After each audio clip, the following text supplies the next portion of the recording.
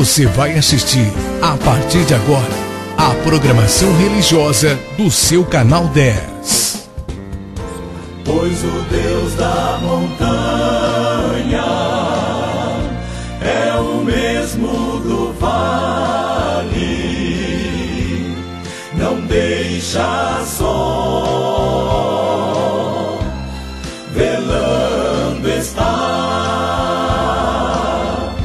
nas tristezas, nas lutas, nos piores momentos, em suas mãos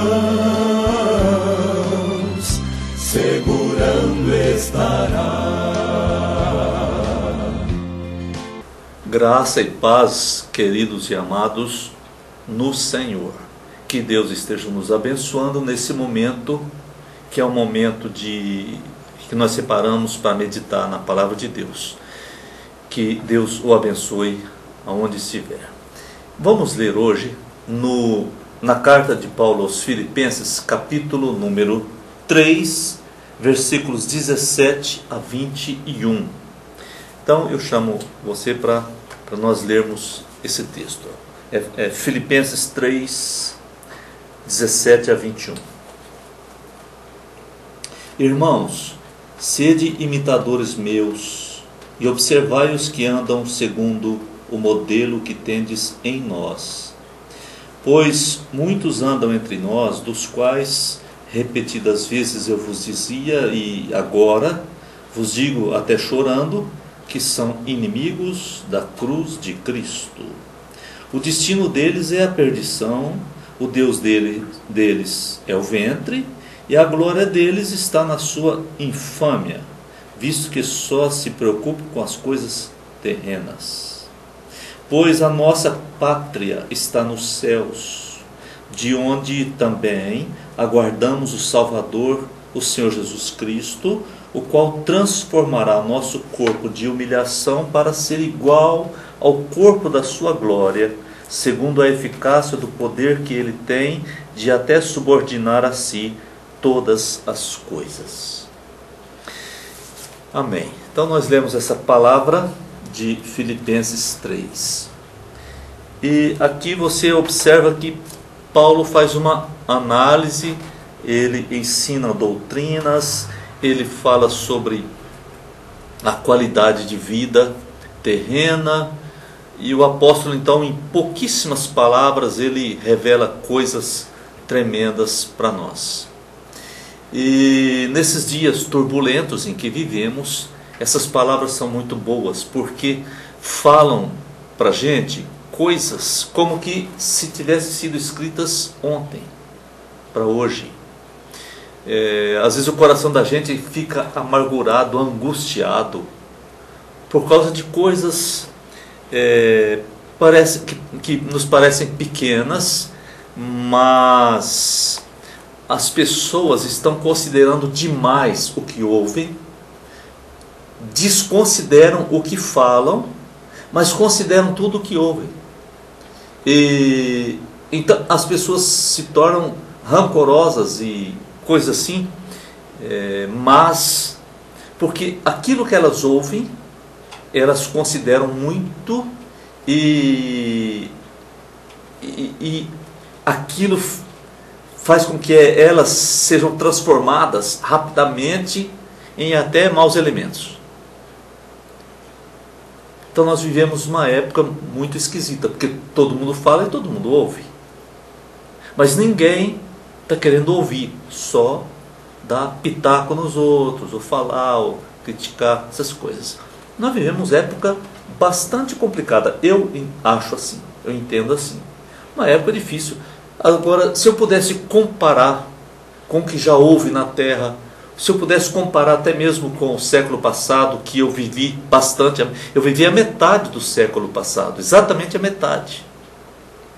Mesmo assim eu não consigo comparar, porque as coisas vão mudando tanto e a gente perde a capacidade de fazer comparações. Mas vamos voltar aqui ao texto e meditar no que ele fala. Irmãos, sede meus imitadores e observai os que andam segundo o modelo que tendes em nós. Então, primeiro item ele diz, eu sou modelo. Alguém diz, puxa, ele era tão vaidoso, orgulhoso, ele achava que ele era modelo. Não, não é bem assim. Ele pagava um preço altíssimo. Ele dizia, façam o que eu faço. Nós vamos juntos. Façam o que eu faço. Geralmente nós não dizemos isso, porque dizemos, você tem que se parecer com Jesus, não comigo. Isso significa, eu lavo as minhas mãos. Eu não sou modelo para ninguém. O modelo é Jesus. Paulo entendia o contrário. Jesus é o meu modelo e eu tenho que ser modelo. Só isso. O outro vai pensar a mesma coisa. Jesus é meu modelo e eu tenho que ser modelo, porque ele aprendeu comigo. Está entendendo? Então é uma paternidade. É um discipulado. Porque se nós não fizermos assim, se não for assim, não tem jeito de ir buscar a Deus. Eu vejo as coisas de Deus na vida do meu irmão. Eu aprendo com pessoas. Através de pessoas que eu aprendo. E através de pessoas é que eu sei se está certo ou errado. Não é só com o meu raciocínio. E Deus trabalha conosco através de pessoas. Então Paulo dizia, vocês são meu modelo. Aliás, eu sou o modelo de vocês. Desculpa. Paulo dizia, eu sou o modelo de vocês, mas Jesus é o meu modelo. Podem fazer o que eu faço. Tudo bem, aí alguém como Timóteo tinha Paulo como modelo, mas quando Timóteo ia falar, então ele dizia que Jesus Cristo era o modelo dele. Você consegue compreender aonde nós chegamos? O que é uma paternidade? O que é um discipulado? É isso. Então eu não quero que ninguém, simplesmente me imite, faça o que eu faço. Não. Mas ele começa a conhecer a Deus através de uma outra pessoa. Eu comecei a conhecer a Deus através do meu pai, da minha mãe. Eles foram os meus primeiros exemplos, modelos. Foram meu pai e minha mãe. E você vai crescendo e agora, hoje eu não falo, o meu modelo é meu pai. Não falo isso. O meu modelo é Jesus. Mas o modelo do meu pai era Jesus. Agora é meu modelo, né? Versículo 18, pois muitos andam entre nós. Agora Paulo faz uma análise do que acontecia na sua época. Muitos andam entre nós, dos quais repetidas vezes eu vos dizia, e agora vos digo, até chorando, que são inimigos da cruz de Cristo. Quem são esses inimigos da cruz de Cristo? Alguns que andam entre nós. Alguns que andam entre nós. Preste atenção como a coisa é difícil, como é quase impossível buscar a Deus. É possível por causa do Espírito Santo que trabalha conosco, mas se nós dependêssemos apenas de homens, nós estaríamos forçados a entrar em desespero. Porque muitos dos que andam entre nós são inimigos da cruz de Cristo. E Paulo diz, falo isso até chorando. Isso fazem 2000 anos. Não pense que 2017, 2000 anos depois daquilo, não pense que hoje não existam esses. Agora, eu talvez não saiba identificar, mas eu pelo menos posso dizer, não, com esses aí eu não ando. Mas eu não posso identificar e dizer, eu tenho certeza que esse, aquele, fulano, e fazer uma lista. Não sei fazer a lista. Mas eu também não posso ser tão obtuso ao ponto de dizer, não, hoje não tem isso mais. Claro que tem, muito mais do que na época de Paulo. Alguns que são inimigos da cruz de Cristo. E nós temos que viver nesse mundo, sem sair desse mundo. Imagine você, eu te chamo para Jesus, por isso que eu te chamo para Jesus. Eu não posso chamar você para crer em mim, ou para crer em alguém, ou alguma religião. Eu preciso dizer para você, creia em Jesus absolutamente. Tá? No versículo 19, então, ele acrescenta dizendo, o destino deles é a perdição. Com certeza. O Deus deles é o ventre. E a glória deles está na sua infâmia. Eles eles se vangloriam da sua má fama. Eles se alegram com a sua fama ruim. Preste atenção nisso. Você não conhece alguém assim? A gente conhece, né? Na verdade, a gente conhece alguém assim. Diz que só se preocupa com as coisas terrenas. Esse versículo 19, que diz que o destino deles é a perdição e tal, e tal. O Deus deles é o ventre. Olha, queridos, existem pessoas que a frase que usam é assim: eu estou montando para mim uma igreja. Estou montando uma igreja. Preste atenção.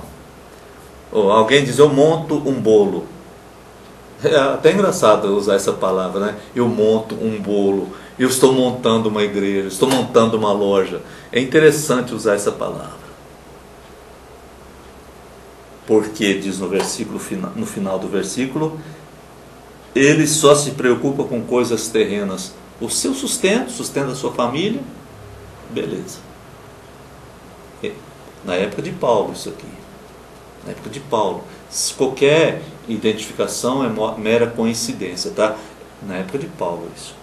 O 20 diz: pois a nossa pátria, então Paulo está dizendo, agora nós, a nossa pátria está nos céus, de onde também aguardamos o Salvador, o Senhor Jesus Cristo. Porque Ele agora está nos céus. Você diz, aonde? Boa pergunta. Aonde? Nesse espaço infinito? Nesse espaço infinito, aonde? Aí o cientista diz: eu nunca vi, eu estou pesquisando o espaço. Que isso? Que conversa mais fiada é essa? O espaço, ele é tão enorme, tão grande, tão infinito, porque quando você está de cá da Terra, você não vê nada do que está de lá. E a visão tem que ser abrangente demais. Não existe como olhar para o infinito com nenhuma máquina jamais inventada pelo homem. Não damos conta de olhar pelo infinito e fotografar metro por metro. Não tem. O infinito é infinito. O infinito é eterno, é infinito, imensurável. Jesus está nos céus, no espaço sideral. Ele voltará para a Terra. A Terra, num certo sentido, é o centro do universo. Aliás, tem essa discussão nos meios científicos, porque eles estão entendendo que a Terra realmente é o centro do universo, literalmente falando. Porque dela você vê todo o universo com todas as facilidades inimagináveis. E se estivesse em outro lugar não seria possível. Essa discussão existe. Muito bem, vamos terminar com o versículo 21. O qual, Jesus Cristo, né? Jesus Cristo transformará o nosso corpo de humilhação para ser igual ao corpo da sua glória, segundo a eficácia do poder que Ele tem de até subordinar a si todas as coisas. Então Ele vai transformar esse corpo de humilhação. Às vezes eu vou ao cemitério e vejo, eu tenho minha lápide, e eu vejo aquilo ali. Esses dias eu estava observando como que eles podem eliminar um corpo morto em um líquido, e depois reaproveita a água daquele líquido. Tem o crematório, o sepultamento, tem algumas maneiras de eliminar o corpo. Então é esse corpo de humilhação. Cheira mal, cheira mal. Tem que ser cuidado diariamente, mais de uma vez. Cheira mal facilmente.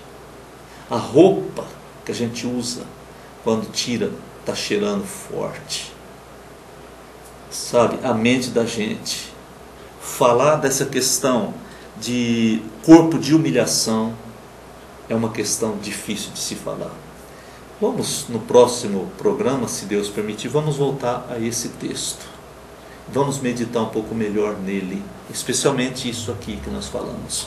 Então vamos orar. Deus amado, quero apresentar a nossa vida diante do Teu altar. porque Tu és um Deus de amor que nos recebe. Eu Te glorifico em nome de Jesus. Amém e amém. Você assistiu aqui no seu canal 10, nossa programação religiosa. Amanhã estaremos de volta no mesmo horário. Muito obrigado pela sua audiência. Pois o Deus da montanha é o mesmo do vale, não deixa só, velando está nas tristezas, nas lutas, nos piores momentos. Em Suas mãos segurando estará. Meu amigo que se acha